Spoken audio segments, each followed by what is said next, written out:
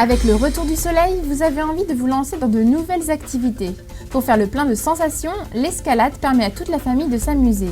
Prêt à relever des défis et à admirer de magnifiques paysages? Bon, l'escalade, vous pouvez en faire déjà à peu près dans toutes les villes. Maintenant, on trouve des murs intérieurs, des murs artificiels. Et là, vous avez des cours auprès de ces clubs où ils ont des initiateurs d'escalade ou des moniteurs d'escalade qui vous permettent d'apprendre les rudiments de l'escalade et puis ensuite de progresser et venir grimper entre copains, entre amis. Enfin. En fait, il faut placer tes pieds. Tu regardes entre tes épaules, pas par-dessus parce que tu vois rien. Place tes mains en plaquant un peu le bassin pour pas être trop comme ça. Comme ça? Voilà. Ouais. Alors sur un site naturel par rapport à un site intérieur, c'est que vous avez tout l'aspect du rocher, le fait de trouver les prises, de lire le rocher, donc c'est un peu plus difficile. Sur un mur artificiel, vous voyez les prises, vous voyez le relief. Hein. Sur un rocher naturel, il faut commencer à apprendre un petit peu à lire le rocher, comment se placer.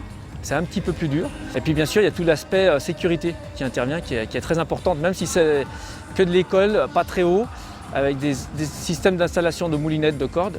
Il faut faire très attention à ces manips.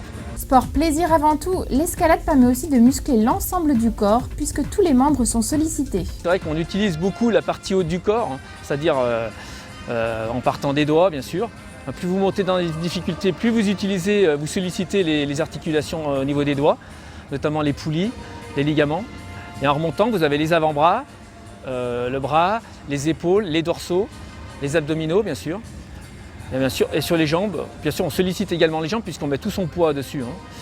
Mais beaucoup moins puisqu'on n'est pas en traction sur les jambes, on pousse sur les jambes. Mon cœur il faisait doudou. Et mon cœur il descendait jusqu'à mes pieds. Pourtant je suis pas montée haut. Hein. Comme pour Nadia, il est fréquent lors des premiers pas d'avoir un peu peur à cause de la hauteur. Alors faut-il regarder en bas lorsque l'on escalade? Il faut regarder partout. En fait, il faut ouvrir son champ de vision. Si vous grimpez comme avec des œillères, on ne voit pas trop sur les côtés et là on limite son champ de mouvement. Donc il faut justement regarder très loin, très large, latéralement, et pas grimper que dans un couloir. Et pour descendre, alors comment ça se passe? Vous avez la bonne position qui est d'être perpendiculaire au mur, de pousser le mur avec ses pieds et bien en arrière.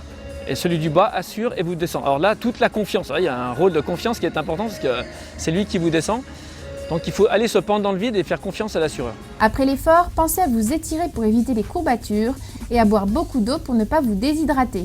Donc on va insister après les entraînements sur les avant-bras qui sont chargés énormément. Donc là c'est des drainages, mais des drainages qui peuvent être assez longs au niveau des avant-bras et des mains.